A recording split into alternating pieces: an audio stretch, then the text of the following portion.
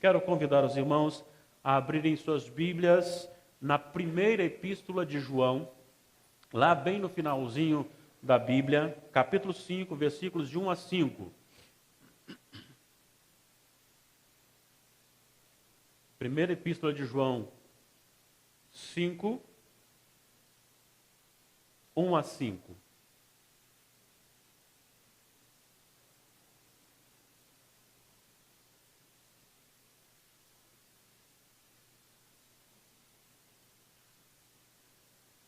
O apóstolo João, ele escreve 3 cartas, e essa primeira carta, principalmente, ela trata de algo extraordinário no contexto do que estava acontecendo entre o povo de Deus naquele tempo. Naquele tempo havia muitas pessoas e grupos se levantando e negando Jesus Cristo como Deus. E o outro grupo negando como homem. Alguns diziam que Jesus era um semideus. Outros diziam que Jesus era somente homem. E João escreve justamente para trabalhar esses problemas que a igreja estava enfrentando, que não é muito diferente do que nós enfrentamos hoje também, de forma bastante intensa, com respeito aos ataques mundanos, satânicos, tentando destruir a igreja do Senhor. E João escreve sobre o amor de Deus, mas no capítulo 5 ele fala a respeito de algo muito especial. E assim João escreve: todo aquele que crê que Jesus é o Cristo é nascido de Deus. E todo aquele que ama ao que o gerou também ama ao que dele é nascido. Nisto conhecemos que amamos os filhos de Deus, quando amamos a Deus e praticamos os seus mandamentos. Porque este é o amor de Deus, que guardemos os seus mandamentos. Ora, os seus mandamentos não são penosos, porque todo o que é nascido de Deus vence o mundo. E esta é a vitória que vence o mundo, a nossa fé. Quem é o que vence o mundo, senão aquele que crê ser Jesus, o Filho de Deus? Vamos orar. Senhor Deus, continue abençoando o teu povo reunido aqui nesta noite.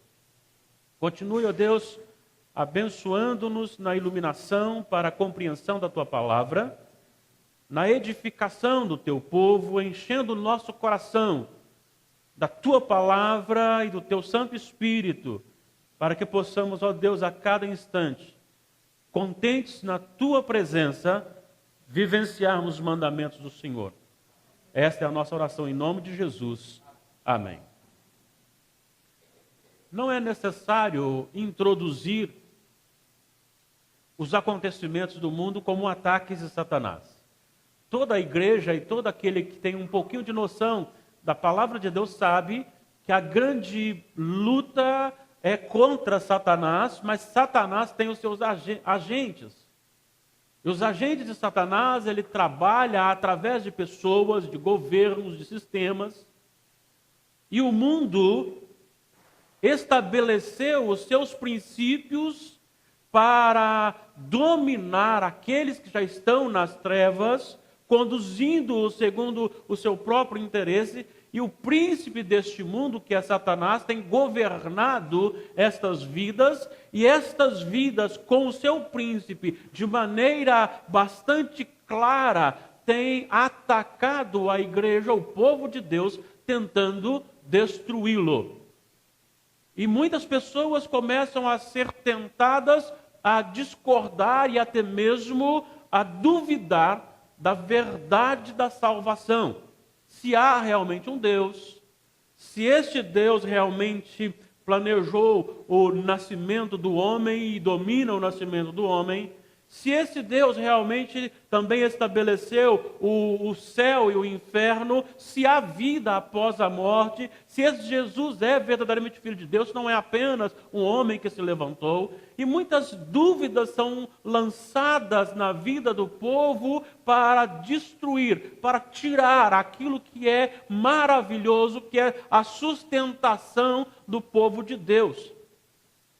E o mundo começa a estabelecer a inversão, e isso já há muito tempo sendo realizado, e começa agora também a atingir a igreja na inversão de valores. A própria igreja, ela está enxertada de pessoas que ainda não fazem parte do povo de Deus, muito embora pensam fazer. E essas pessoas tem levado outras consigo dentro de um parâmetro de informalidade e desrespeito para com Deus, tirando e jogando por terra princípios e valores que estabelecem um comportamento diferenciado na sociedade, que comprova realmente aquele que é do Senhor. E o mundo tem feito isso, e a maneira mais perigosa que nós encontramos é o que Satanás começa a usar, a igreja contra a própria igreja. Ele coloca dentro da igreja os seus agentes. E os seus agentes agora começam a difundir e a plantar sementes que vão minando os bons comportamentos, que vão minando os bons costumes. E daí a pouco todas as coisas começam a ser normais, e aí povo que se chama de Deus começa a dizer que o aborto é uma coisa a se pensar e pode ser normal, que a homossexualidade é uma coisa normal, que o adultério é uma coisa normal. E aí por diante vai difundindo isso, e a igreja começa a aceitar isso, e isso começa a acontecer de maneira tão simples e tão leve, que quando a igreja vê, ela já está tomada por esses costumes mundanos. A palavra de Deus sempre nos orienta a termos cuidado com o mundo. E um dos cuidados que nós temos que ter com o mundo está justamente registrado por Paulo na Epístola aos Romanos, capítulo 12. No versículo 2 ele diz: não vos conformeis com este século, não assumam ou não deixem se moldar por esse século, por esses princípios mundanos. Porque não é fácil para o povo de Deus lutar contra uma maioria. E a proposta de João aqui é apresentar justamente o que fazer para vencer o mundo. Eu quero então trabalhar com os irmãos sobre o tema a fé que vence o mundo. A fé que vence o mundo. Quando nós pensamos nessa questão de fé vencer o mundo, nós vemos aqui de maneira muito clara nos versículos 4 e 5, porque todo o que é nascido de Deus vence o mundo, e esta é a vitória que vence o mundo, a nossa fé. Quem é o que vence o mundo, senão aquele que crê ser Jesus o Filho de Deus? Então há uma proposta de uma guerra clara, e João está tratando justamente isso. Você quer vencer o mundo? Então só existe uma maneira de vencer o mundo, e é através da fé. Mas como que essa fé funciona como garantia de vitória sobre o mundo? E é isso que vamos tratar aqui nesses 5 versículos apenas. Em primeiro lugar, para vencer o mundo, João nos ensina que nós precisamos exercer a fé, não uma fé comum, mas uma fé causada pela nova vida, pela regeneração. Uma fé que é operada pela nova vida, pela regeneração, que vem de Deus. O capítulo 5, versículo 1 diz: todo aquele que crê que Jesus é o Cristo é nascido de Deus. E um termo mais literal seria: foi nascido de Deus. Veja bem, quando se fala em ser nascido, significa que houve uma nova vida. Houve uma nova geração, fomos gerados de novo, e esse gerar de novo tem um princípio e uma origem, que ela não está no homem, mas ela está em Deus, é nascido de Deus. Quando nós pensamos nessa fé que é gerada por aquele que nos deu vida, então essa nova vida vem com ela, esta fé é algo também conduzido pelo próprio Deus. Em João capítulo 3, quando Nicodemos conversa com Jesus, nos versículos 5 e 6, Jesus deixa muito claro que o que é nascido da carne é carne, e o que é nascido do Espírito é Espírito.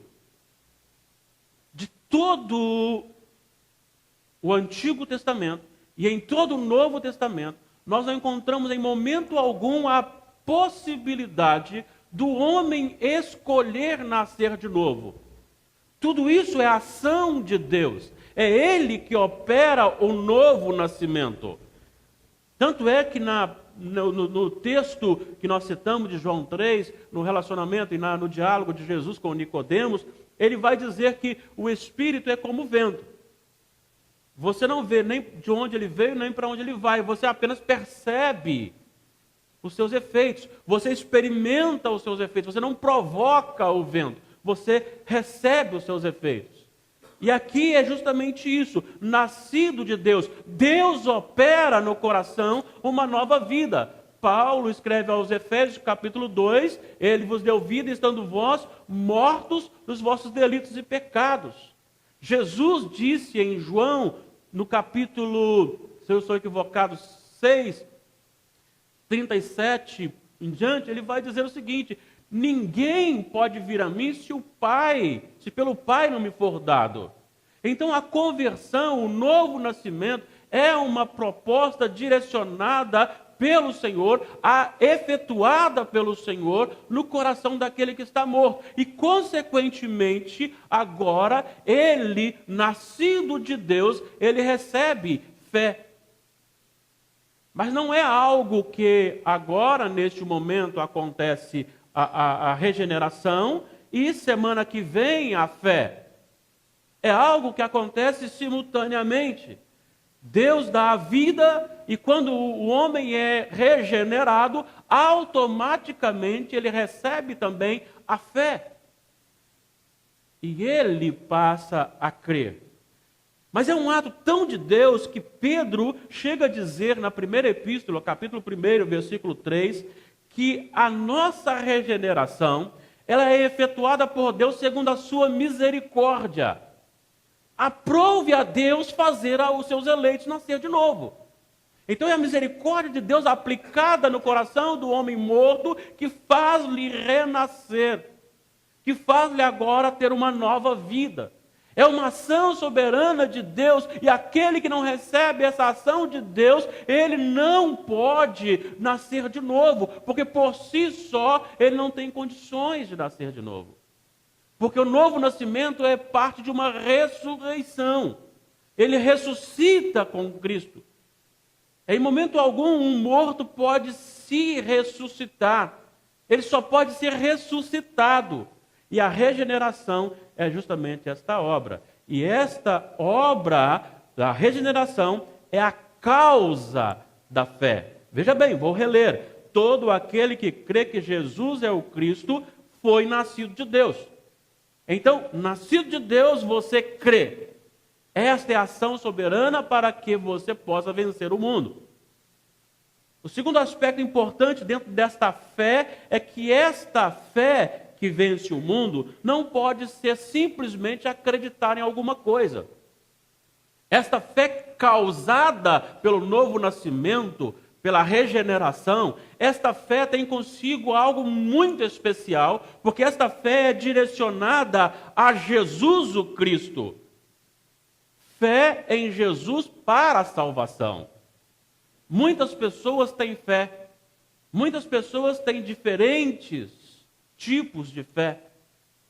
Alguns creem em amuletos, outros creem que não pode passar debaixo de uma escada, outro pensa que se bater na madeira vai evitar alguma coisa, e por aí vai.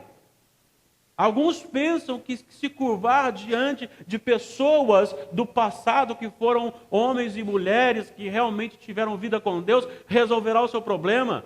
Outros pensam que ser membro de uma igreja ou denominação vai resolver o seu problema. Outros pensam que ser seguidor de A ou B resolverá o seu problema. Na verdade, não. A expressão aqui é crer que Jesus é o Cristo. E Jesus Cristo não quer dizer aqui sobrenome, mas Cristo é o ungido, é o prometido, é o Filho de Deus. Veja bem, se você olhar o capítulo 2 da primeira epístola, no versículo 22, João vai estar discutindo, dizendo assim: quem é o mentiroso, senão aquele que nega que Jesus é o Cristo? Este é o anticristo, o que nega o Pai e o Filho. Versículo 23, todo aquele que nega o Filho, esse não tem o Pai. Aquele que confessa o Filho tem igualmente o Pai. Então, se você nega, ou se alguém nega a divindade de Jesus, essa pessoa está classificada pela palavra de Deus como o anticristo. Não o anticristo, mas um dos, porque existem anticristos e também existe o anticristo. Isso será no final. Mas enquanto não há este fechamento, há na vida pessoas que se levantam contra Jesus. E não se assustem, porque eu já ouvi de pessoas que se dizem evangélicas: vocês valorizam demais esse Jesus. Porque não creem em Jesus como Filho de Deus. Não creem em Jesus como Deus. Não creem na divindade de Jesus. E aqui a expressão é crer que Jesus é o Cristo. Essa é a diferença. Não adianta você crer simplesmente, mas você tem que crer que Jesus é o Cristo, que Ele é o Salvador, que Ele é o mediador, que sem Ele não há salvação. Em Mateus 16, versículo 16, quando Jesus conversa com os discípulos, diz: o que o povo está dizendo ao meu respeito? E aí alguns falam, um está falando que é o profeta, outro tal. E aí Jesus direciona agora para os discípulos e diz: mas vós, quem dizeis que eu sou? E Pedro toma a palavra e faz talvez a maior declaração de fé já existente, quando ele diz: tu és o Cristo, o Filho de Deus vivo, ou seja, tu és Deus encarnado. Ele está dizendo assim: tu és aquele da promessa.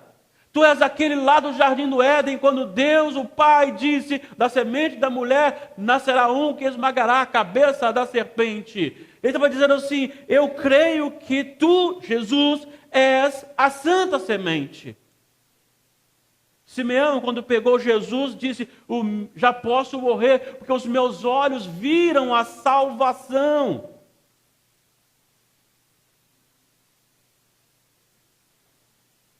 No Evangelho de João, no capítulo 4, a mulher samaritana, ela é surpreendida com um diálogo com Jesus. E no decorrer da conversa, ela vai dizer assim: eu sei que há de vir o Messias chamado Cristo. E Jesus então se declara àquela mulher: eu sou o prometido. E ela crê e sai avisando e falando. E no versículo 39, muitos creram, porque ela saiu anunciando. Ela estava dizendo: agora eu creio. Ela foi alcançada pela graça de Deus e muitos creram quando ela então anunciou aquele que falava tudo o que ela havia feito. E Jesus declara para ela como o Filho de Deus, o mediador, o Salvador, o Senhor. Pedro, quando está discursando, aqueles homens que assustados ali com o crescimento da igreja e com Pentecostes, Pedro vai dizer no capítulo 4, versículo 12 de Atos, ele vai dizer o seguinte: e não há salvação fora do nome de Jesus. A pessoa pode ser a pessoa, entre aspas, mais boazinha deste mundo. 1 Coríntios 13, a pessoa pode ter experiências de falar a língua dos homens e dos anjos. Ele pode ter a experiência de se doar no serviço ao próximo.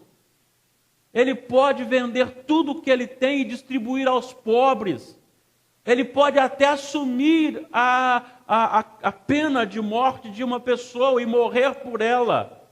Mas se ele não estiver em Cristo, que é o verdadeiro sentido das boas obras, isso tudo para ele é apenas um acontecimento. Só vai acontecer um registro na história de que aquela pessoa abriu mão de tudo, possivelmente sairá nos jornais, possivelmente a televisão vai aparecer, mas não vai passar disso. Não tem proveito nenhum para o céu, porque não há salvação nas boas obras, é só em Cristo. E está dizendo então, quer vencer o mundo? Então creia em Cristo. Creia que Jesus é o Cristo. Infelizmente, muitas pessoas têm colocado e estabelecido Jesus de acordo com o seu preceito. Tem aquele grupo que pensa que Jesus é aquele camarada que vai viver com todo mundo em paz, não vai criar problema com ninguém. Não, o Jesus que eu creio é um Jesus que brigava com os fariseus. Tem aqueles outros que vai pensar que Jesus se parece mais um curandeiro. Tem outros que parece que veem Jesus como um banco que vai suprir a sua necessidade, porém diferente do banco, sem lhe cobrar juros. E você pode chegar lá e tirar dele quando quiser. Tem muitas pessoas que não querem saber nada de Jesus, a não ser o que pode levar para casa como benefício. Mas não é esse Jesus da Bíblia. O crer que Jesus é o Cristo significa que nada das outras coisas fazem parte da nossa vida em primeiro lugar. Que aí então, sendo curado, aí então sendo abençoado, aí então tendo seus problemas resolvidos, é só uma consequência, porque a maior bênção é crer em Jesus como Senhor e Salvador. E saber que eu vou para o céu porque eu confessei a Jesus como meu Salvador. Romanos 10, 9, se creres em teu coração e que a tua boca confessares que Jesus é Senhor, serás salvo. Não é se você fazer mundos e fundos, mas é a confissão. Aí você pode dizer, então é muito fácil. Então eu posso dizer que Ele é o meu Senhor, eu vou confessar e aí estou salvo. Com certeza.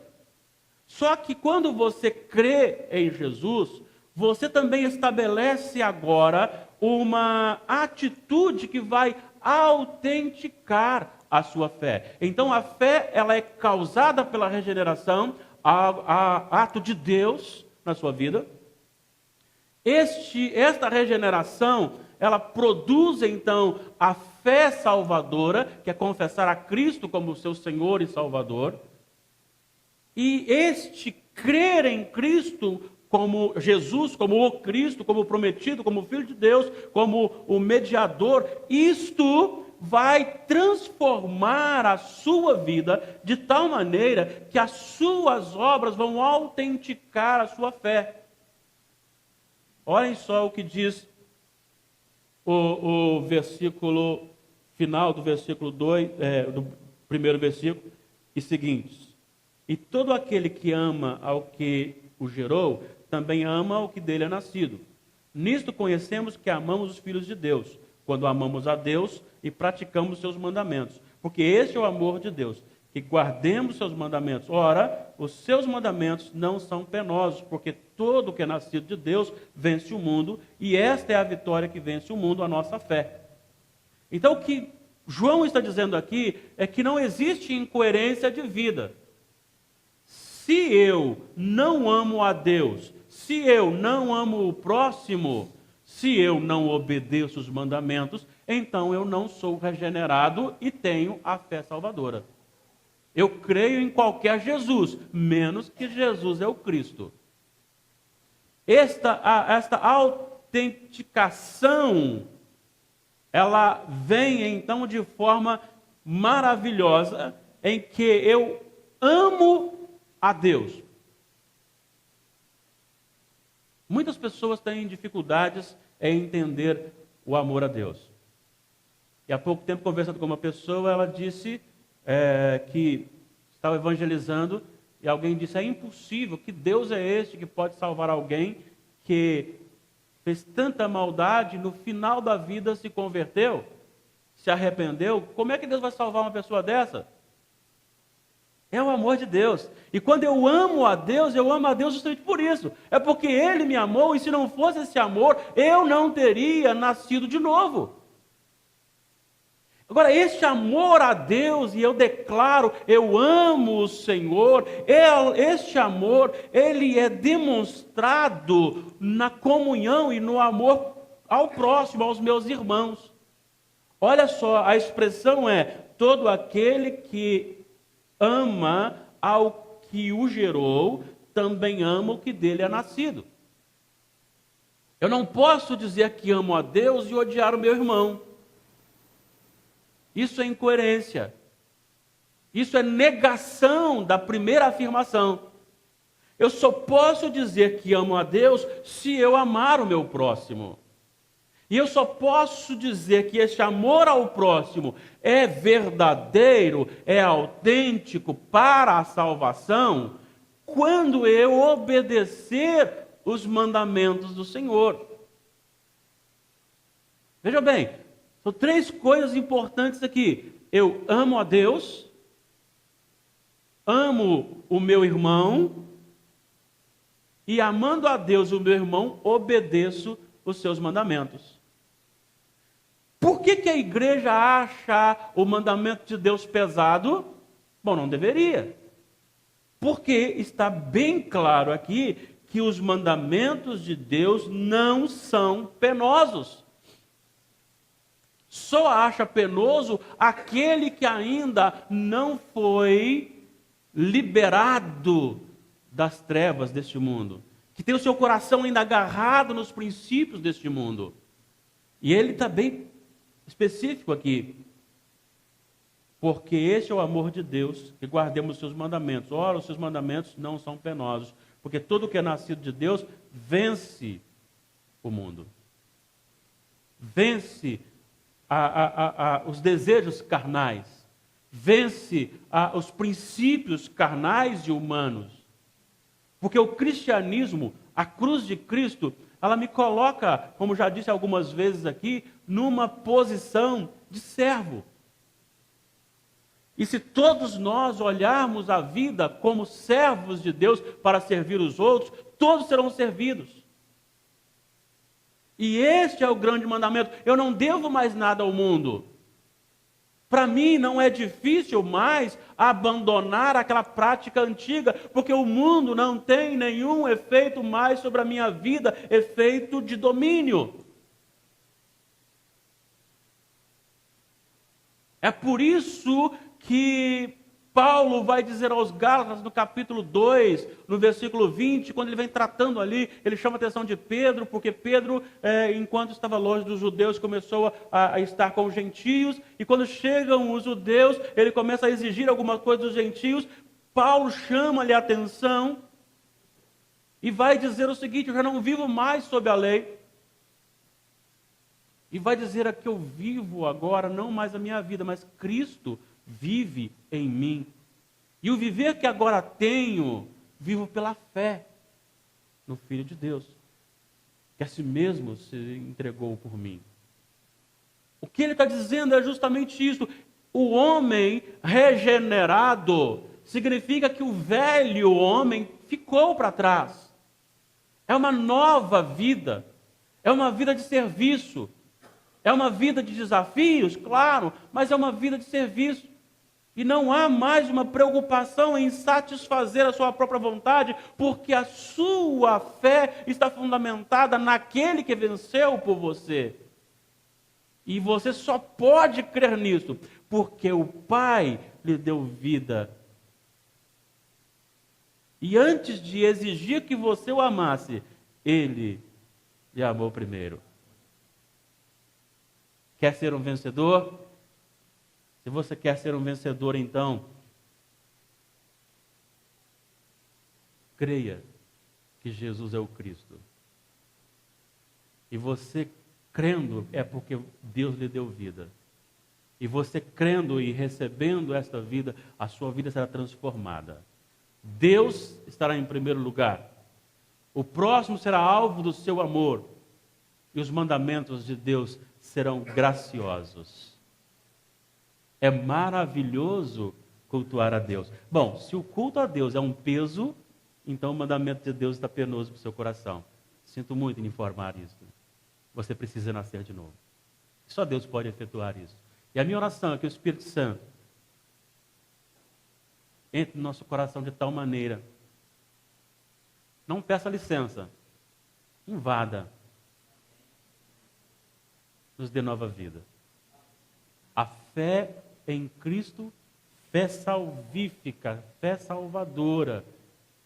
E o efeito disso seja uma vida de serviço na sociedade, que todos olhem e Deus apareça como glorificado na nossa vida. Deus nos abençoe. Amém.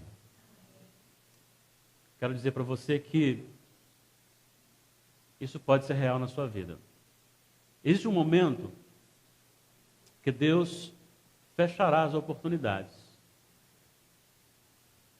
Existe um momento que Deus porá fim à sua misericórdia no contexto de salvação, de possibilidade de salvação. Ela acontece por duas maneiras. Uma, quando a pessoa morre, encerrou para ela. E a outra, realmente, quando a ira de Deus se encher, a iniquidade do mundo realmente atingir e Deus, então, enviar Jesus. E quando ele descer, e quando ele chegar, e quando a igreja for arrebatada, aqueles que ficarem de fora não terão mais oportunidades. Hoje é um dia de oportunidade. Pastor, mas eu não sou crente. Ser crente não significa nada. O diabo também é. E vou dizer mais. Talvez ele seja mais temente e respeitoso a Deus, porque ele teme e treme diante do Senhor. O que às vezes não tem acontecido mais na igreja.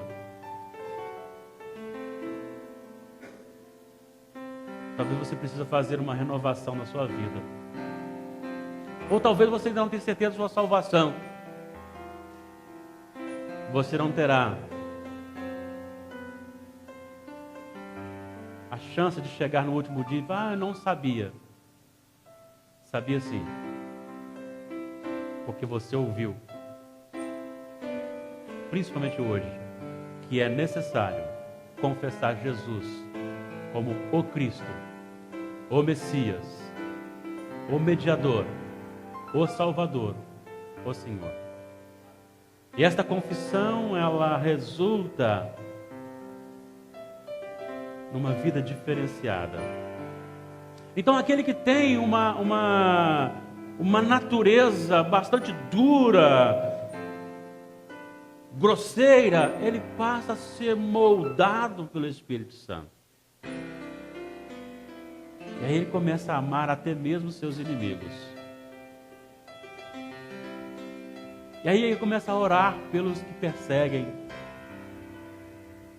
Eu quero desafiá-lo nesta noite a fazer isto. Ser um cristão radical. Radical por Jesus. Amar a Deus sobre todas as coisas, inclusive sobre você mesmo. Nós estamos chegando ao final e desejo que você pense nisso. Não deixe para amanhã. Vá para casa com uma nova criatura. Saia daqui como um novo Douglas, uma nova Aline, uma nova Nina, um novo William, um novo Everson, em nome de Jesus. Princípio, uma origem que ela não está no homem, mas ela está em Deus. É nascido de Deus.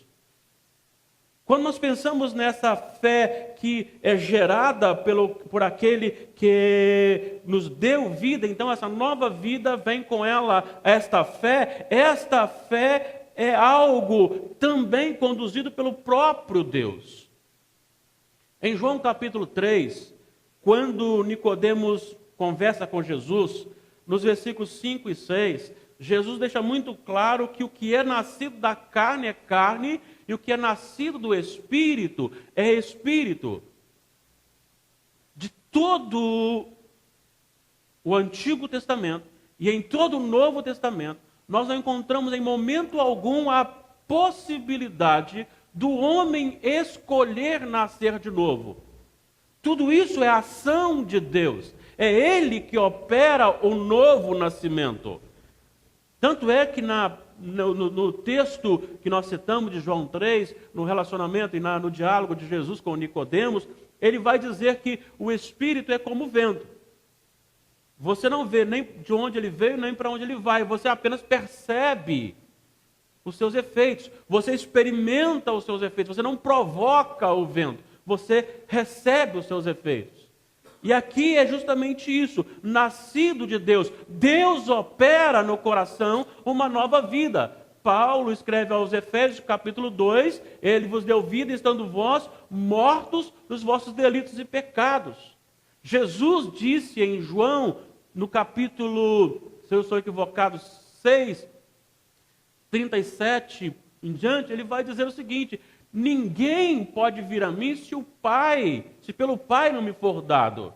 Então a conversão, o novo nascimento, é uma proposta direcionada pelo Senhor, efetuada pelo Senhor no coração daquele que está morto. E, consequentemente, agora, ele, nascido de Deus, ele recebe fé. Mas não é algo que agora, neste momento, acontece a regeneração e semana que vem a fé. É algo que acontece simultaneamente.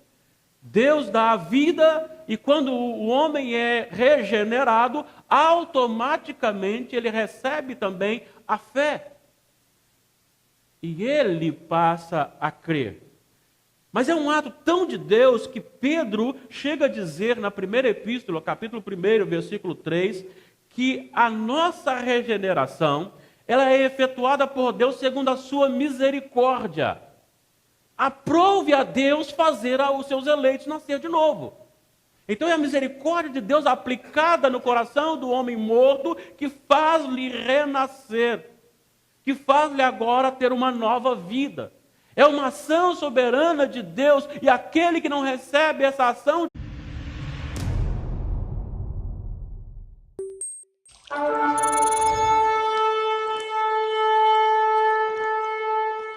Quero convidar os irmãos a abrirem suas Bíblias na primeira epístola de João, lá bem no finalzinho da Bíblia, capítulo 5, versículos de 1 a 5. Primeira epístola de João 5, 1 a 5.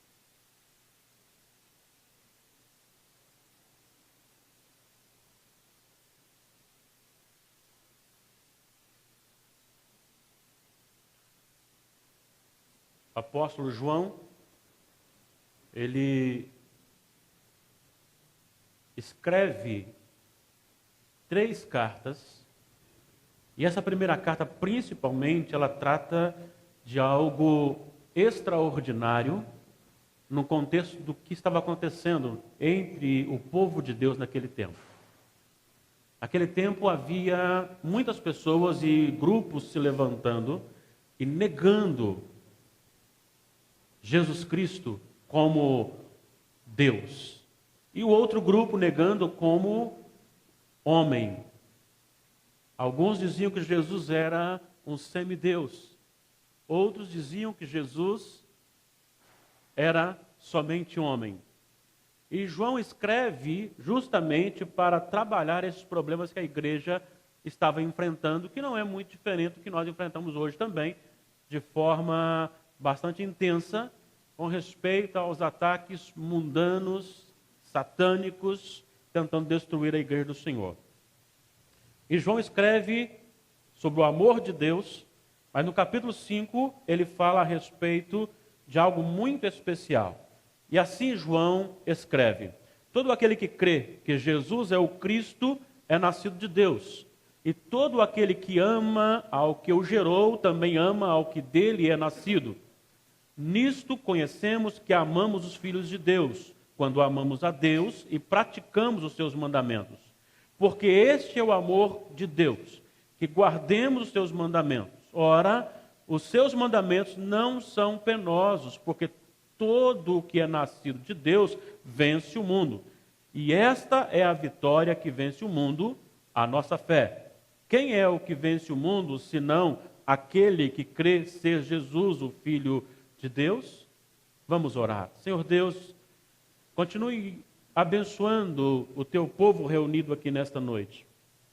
Continue, ó Deus, abençoando-nos na iluminação para a compreensão da tua palavra, na edificação do teu povo, enchendo o nosso coração da tua palavra e do teu Santo Espírito, para que possamos, ó Deus, a cada instante, contentes na tua presença, vivenciarmos os bons costumes.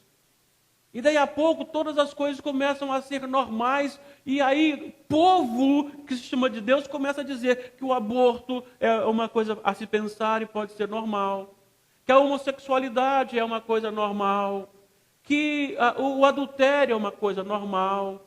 E aí por diante vai difundindo isso e a igreja começa a aceitar isso. Isso começa a acontecer de maneira tão simples e tão leve que quando a igreja vê, ela já está tomada por esses costumes mundanos. A palavra de Deus sempre nos orienta a termos cuidado com o mundo. E um dos cuidados que nós temos que ter com o mundo está justamente registrado por Paulo na Epístola aos Romanos, capítulo 12. No versículo 2 ele diz: não vos conformeis com este século, não assumam ou não deixem se moldar por esse século, por esses princípios mundanos. Porque não é fácil para o povo de Deus lutar contra uma maioria. E a proposta de João aqui é apresentar justamente o que fazer para vencer o mundo. Eu quero então trabalhar com os irmãos sobre o tema a fé que vence o mundo. A fé que vence o mundo. Quando nós pensamos nessa questão de fé vencer o mundo, nós vemos aqui de maneira muito clara nos versículos 4 e 5, porque todo o que é nascido de Deus vence o mundo, e esta é a vitória que vence o mundo, a nossa fé. Quem é o que vence o mundo, senão aquele que crê ser Jesus o Filho de Deus? Então há uma proposta de uma guerra clara, e João está tratando justamente isso. Você quer vencer o mundo? Então só existe uma maneira de vencer o mundo, e é através da fé. Mas como que essa fé funciona como garantia de vitória sobre o mundo? E é isso que vamos tratar aqui nesses 5 versículos apenas. Em primeiro lugar, para vencer o mundo,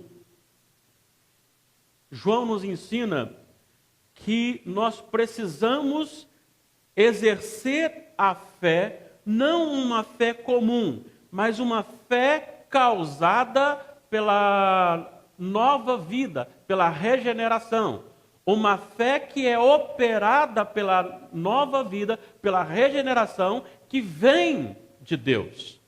O capítulo 5, versículo 1 diz: todo aquele que crê que Jesus é o Cristo é nascido de Deus. E um termo mais literal seria: foi nascido de Deus. Veja bem, quando se fala em ser nascido, significa que houve uma nova vida, houve uma nova geração, fomos gerados de novo, e esse gerar de novo tem um princípio de Deus. Ele não pode nascer de novo, porque por si só ele não tem condições de nascer de novo. Porque o novo nascimento é parte de uma ressurreição. Ele ressuscita com Cristo. Em momento algum, um morto pode se ressuscitar. Ele só pode ser ressuscitado. E a regeneração é justamente esta obra. E esta obra da regeneração é a causa da fé. Veja bem, vou reler. Todo aquele que crê que Jesus é o Cristo foi nascido de Deus. Então, nascido de Deus, você crê. Esta é a ação soberana para que você possa vencer o mundo. O segundo aspecto importante dentro desta fé é que esta fé que vence o mundo não pode ser simplesmente acreditar em alguma coisa.